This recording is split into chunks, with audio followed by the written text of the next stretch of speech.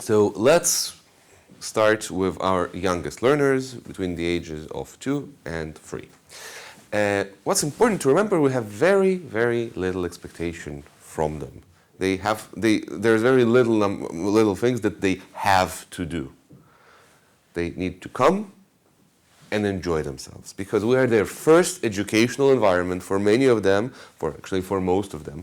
And we really hope to help them kind of figure out that coming to a school or a kindergarten is fun, because many kindergartens or schools, they do not provide this experience.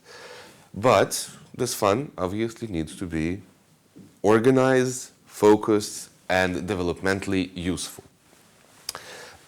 Now, one of the things we really expect the children to do by the end of their first year with us is to be able to study without their carer in the room. We expect them, but if they don't do it, it's not the end of the world. Because if by the age of 3 the child is still missing his mom, it is developmentally appropriate. It's fine, we're not worried. So what we also need to remember very clearly, that it's a very, very gradual process. So we don't expect a child just suddenly hit a certain point and say, okay, I'm getting into the classroom and I don't need anyone. No, this is not how it works. A child will first need his parent very close, physically. Then he'll be able to feel a bit more comfortable by a parent just sitting on a chair, then standing at the door, then standing behind the door. There is nothing great in a child who is just runs into the classroom and forget his mom was ever there.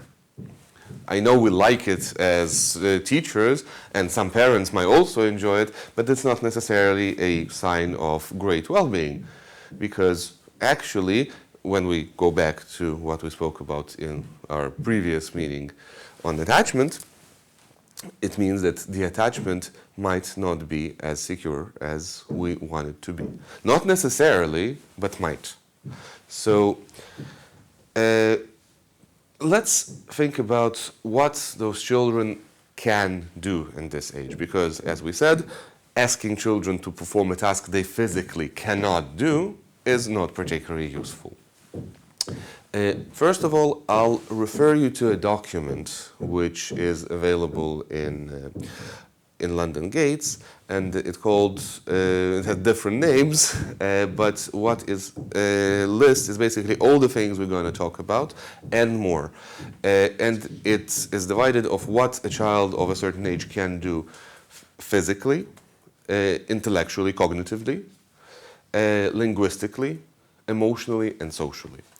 And now, I will not be talking today about every single bit of physical development, because you can always read it.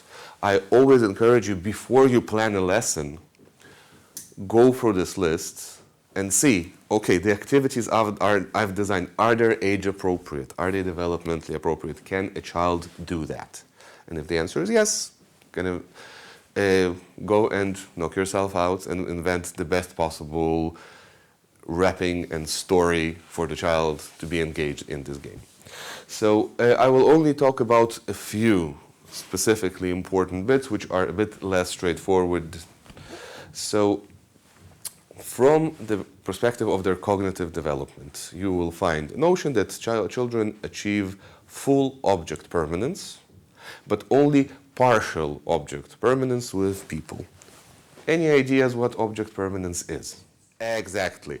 When we don't look at an object, it still exists. It's still there. So if you've played this game with a baby, you can give them a toy, you can cover it with a cover, and the baby he loses it. He doesn't know that when I can't see it, it's not there. So object permanence is fully developed.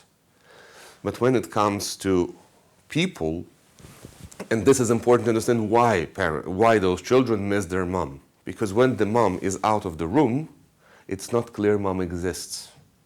And imagine yourself, you find yourself in a position when someone you care about the most might be gone forever, and you don't know. You don't have a way of testing this.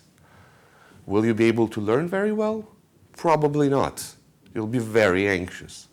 So our objective at all times is to keep the anxiety of our young students as low as possible, because when they're anxious, they cannot learn. And one of the things is gradually helping them to separate from the parent.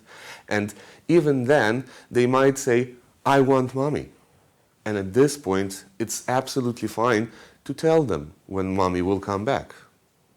And actually explain it to them. Don't kind of experience it as a child being spoiled. The child at this point forgot that mommy can come back. And he might be absolutely terrified that she'll never come back.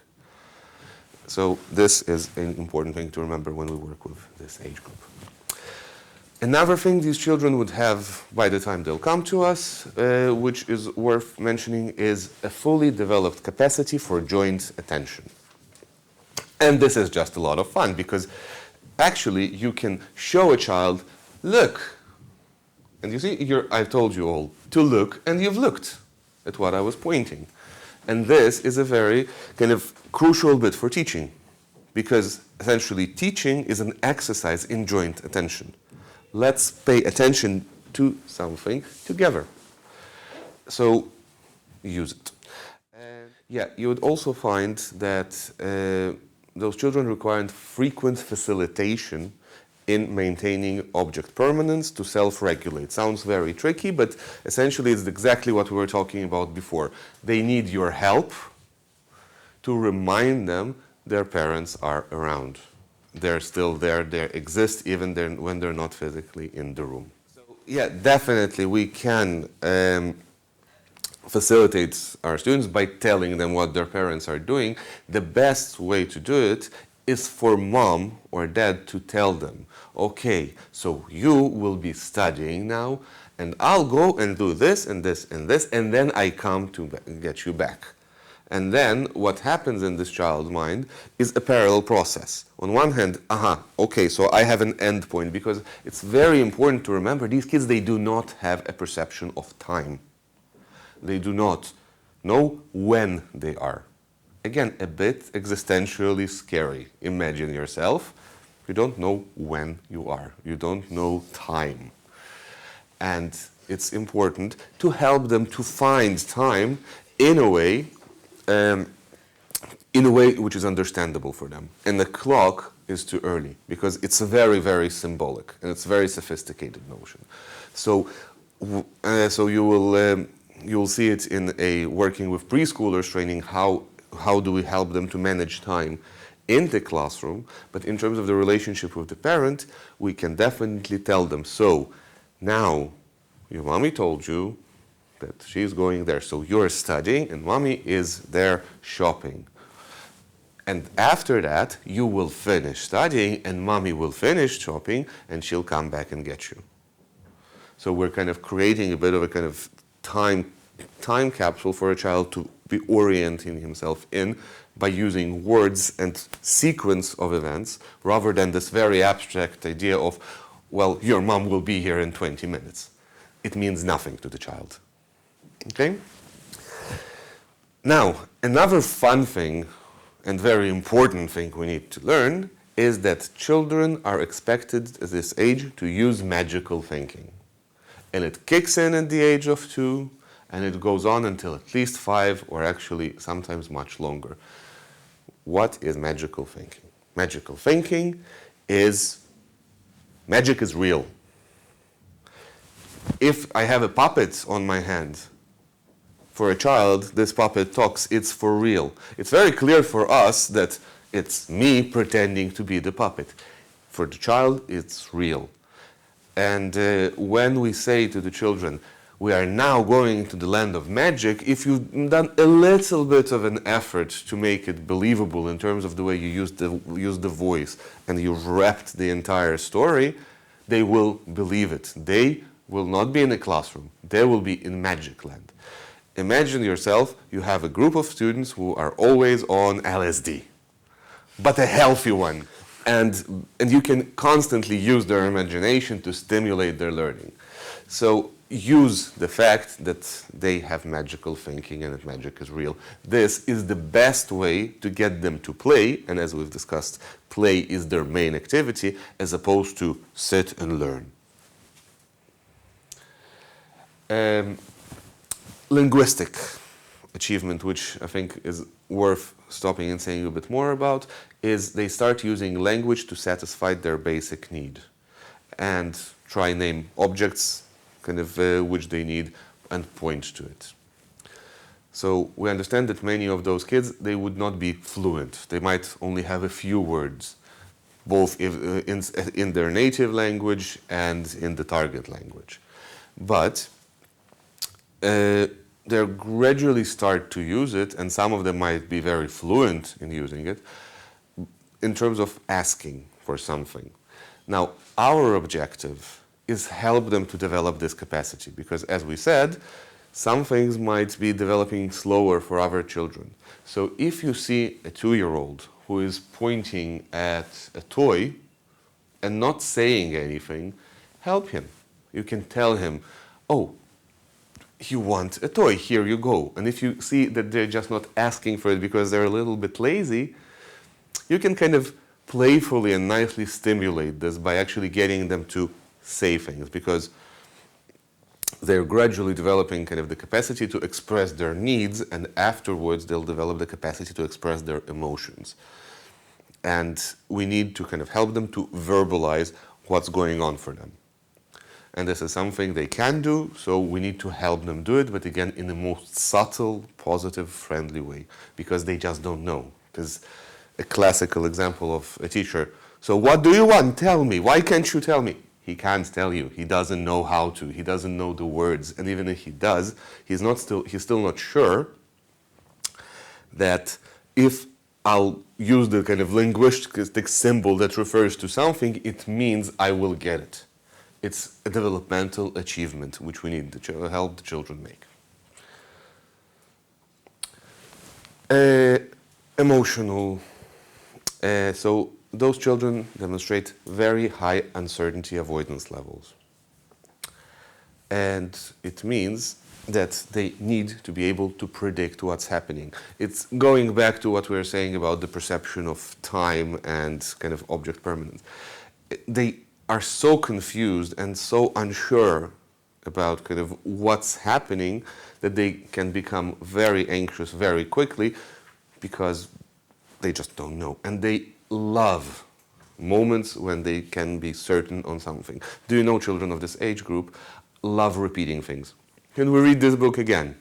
And again, and again, and again, and again. And you are completely fed up with this book by now, but the child is still loving it. Why? Because we're creating them a feeling of, I know what's going to be happening now. Because if we start reading a book, I'll be certain in what's happening next. And this is also why children love rituals, and this is why we also use them. Because we create to them an experience that something in their life can be predicted. Now, another important bit is children of this age group, they don't like and they are not expected to share. And this is something so many teachers and parents are getting wrong. Like, no, you have to share. It's your turn. It's too early for that. They will be able to share, but not at the age of 2. Because the easiest way to explain it is if I'll come to you and say, can I take your arm for a little while? You need to share your arm because it's nice to be sharing. The children don't still have a clear boundary between me and mine. So in a way, when they say, like, share it, you're actually expected to kind of tear away apart from them and for them to be happy with it. They would not be happy with it. They'll be protesting. So make sure to start the sharing game later. Usually around the age of 3, you can gradually introduce this idea that we can take turns and do some rudimentary sharing. A continuation of that is a feature of their social development, and it is that they find it very difficult, i.e. read impossible, to work in teams and pairs.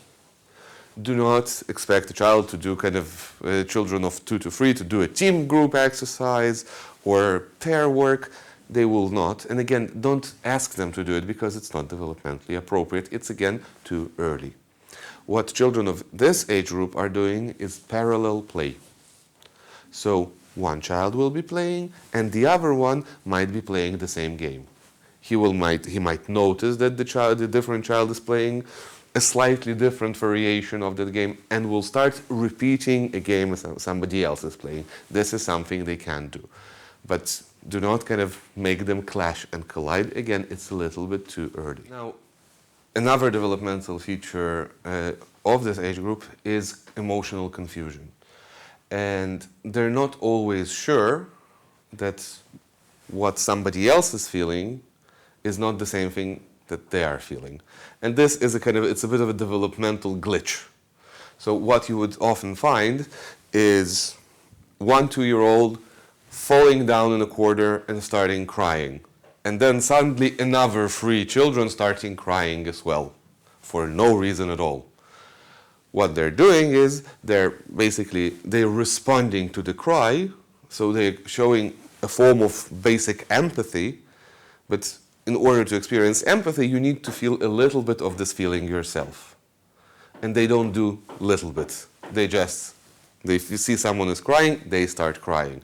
They see somebody scared, they become scared. And you will have lots of those ricochet effects, and some of them are very positive. If they see one child is laughing, they will also start laughing over absolutely nothing. So it's just a useful thing to know that, don't be surprised, it's okay when your entire classroom is crying for mom all of a sudden. They might. The easy thing is that the person who has actually started this cycle, you would probably need to give them a bit more attention and help because they actually felt this.